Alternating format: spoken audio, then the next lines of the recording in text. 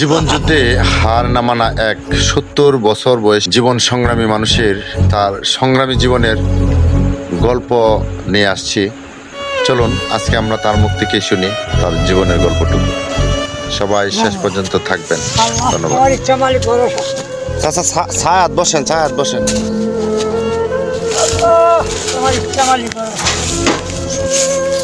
আসসালামু আলাইকুম। আসসালামু আলাইকুম। ৭০ বছর বয়সে এনে কত কেজি ওজন হবে? 40 কেজির মতো ওজন হবে। এই যে লোহা টোহা সবকিছু মিলে এই 40 কেজি ওজন নিয়ে আপনি এখনো পাড়ায় পাড়ায় মহল্লায় মহল্লায় বাবা গরম লাগছে হেরে জ্বালা সব সম্পাদন বাইরে হয়ে গেছে না কিছু নাই। আমার 4 বছর দেখি দেখাও লাগবো, আমার তো 40 হয়ে দেখাও লাগবো।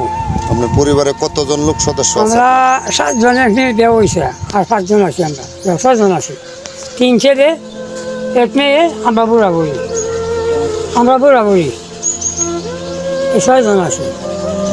1 মেয়ের মাঝে আর খরচা আছে।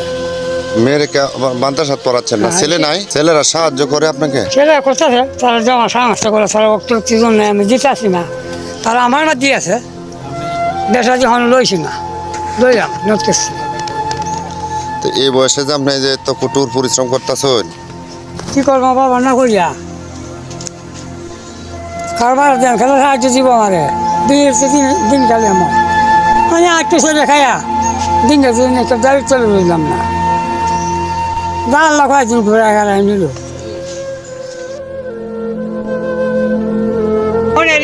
সাহায্য দিলাম তোমার দুঃখ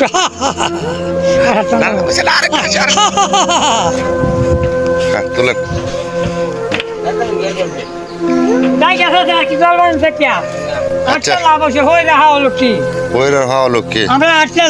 কোন দিকে যাবেন চাচা? আচ্ছা, আজকে যে এত রোদ, রোদের মধ্যে একটু আর একটু বিশ্রাম নেন। জীবন যুদ্ধের প্রকৃত সৈনিক হচ্ছেন তিনি। ৭০ বছর বয়সেও তিনি জীবন যুদ্ধে হার না মানা এক সৈনিক, যিনি যুদ্ধ সংগ্রাম চালিয়ে যাচ্ছে, যেটা হচ্ছে জীবন সংগ্রাম। কারো কাছে বাধা এবং কারো কাছে বোঝা হয়নি।